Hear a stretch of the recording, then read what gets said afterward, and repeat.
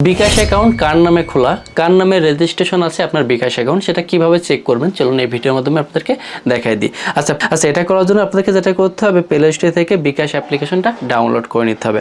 আমার ডাউনলোড করা আছে, আমি জাস্ট এখান থেকে ফোন নাম্বার পাসওয়ার্ড দিয়ে লগ ইন করলাম। আচ্ছা, লগ ইন করার পর দেখেন এখানে একটা অপশন পাচ্ছেন, বিকাশের আইকন দেওয়া আছে।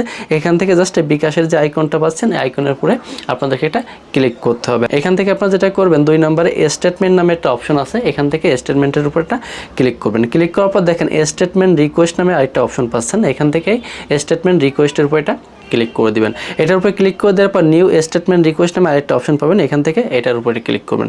ক্লিক করার পর এখান থেকে ডিটেলস স্টেটমেন্ট আছে আর হচ্ছে সামথিং কিছু স্টেটমেন্ট আছে। আমি 1 মাসের স্টেটমেন্ট নেব, সেই ক্ষেত্রে জাস্ট প্রথম যে অপশনটা আছে প্রথম অপশনটাতে সিলেক্ট করে দিলাম। ঠিক আছে, তো আমাদের যত ডিটেলস প্রয়োজন নাই, আমাদের 1 মাসের হলেই হবে, সেই ক্ষেত্রে জাস্ট প্রথম অপশনটা সিলেক্ট করলাম। তারপরে এখান থেকে 30 দিন আছে, 180 দিন আছে, 1 বছরেরটা আছে, আমরা জাস্ট এখান থেকে 30 দিনটা সিলেক্ট করব। ঠিক আছে, করার পর এখান থেকে কনফার্মের উপর এটা ক্লিক করে দিব।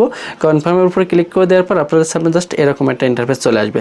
এখান থেকে আপনারা যেটা করবেন, আবারও স্টেটমেন্ট রিকোয়েস্টের উপর এটা ক্লিক করে দেবেন। এখান থেকে জাস্ট স্টেটমেন্টের রিকোয়েস্টের উপর এটা ক্লিক করে দিলাম।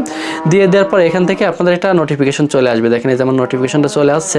এখন দেখেন এখানে ডাউনলোড নামে একটা অপশন পাচ্ছেন, এখান থেকে স্টেটমেন্ট ডাউনলোড, এটার উপর এটা ক্লিক করে দেবেন। ক্লিক করে দিলে অটোমেটিকভাবে আপনাদের এটা ওপেন হয়ে যাবে পিডিএফ আকারে। দেখেন পিডিএফ আকারে ওপেন হওয়ার আগে এখানে আপনাকে একটা পিন নাম্বার দিতে হবে বা পাসওয়ার্ডটা হচ্ছে আপনার ফোন নাম্বার, অর্থাৎ যে নাম্বারে বিকাশ করা সেই নাম্বারটা এখানে দিতে হবে পাসওয়ার্ড হিসেবে। ঠিক আছে, এখানে আপনাদের যে ফোন নাম্বারে বিকাশ করা সেই ফোন নাম্বারটা এখানে দিয়ে জাস্ট ওপেন উপরে ক্লিক করলে পাসওয়ার্ডটা দেওয়া হয়ে যাবে।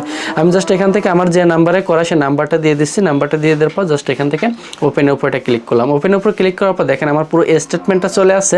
আর স্টেটমেন্টের উপরে দেখেন আমার এখানে নাম দেওয়া আছে, আমার নামে বিকাশ করা, সেই ক্ষেত্রে দেখেন এমএসটি দেওয়া আছে, না পুরো নামটা আমি বললাম না। তো আপনাদের যার নামে অ্যাকাউন্টটা করা থাকবে দেখবেন যে এইভাবে অ্যাকাউন্টটা আপনার নামটা শো করতেছে, অ্যাকাউন্ট হোল্ডার নেম। এখন যেহেতু আপনি বিকাশ হোল্ডারের নামটা পেয়ে গেছেন, এখন নাম অনুযায়ী কিন্তু আপনি তাকে খুঁজে বের করতে পারবেন, কারণ আপনার বিকাশ অবশ্যই আপনার ফ্যামিলি বা আপনার পরিচিত কারো, যেহেতু নামটা আপনি পাচ্ছেন তার এনআরই কার্ডটা আপনি ব্যবস্থা করতে পারবেন। তো এভাবে চাইলে আপনারা খুব সহজে বিকাশ অ্যাকাউন্টের হোল্ডার নেমটা বের করতে পারেন এবং সেই অনুযায়ী তার এনআরই কার্ড সব কিছু আপনার বের করতে পারবেন। তো ভিডিওটা কেমন লাগলো অবশ্যই কমেন্ট করে জানাবেন।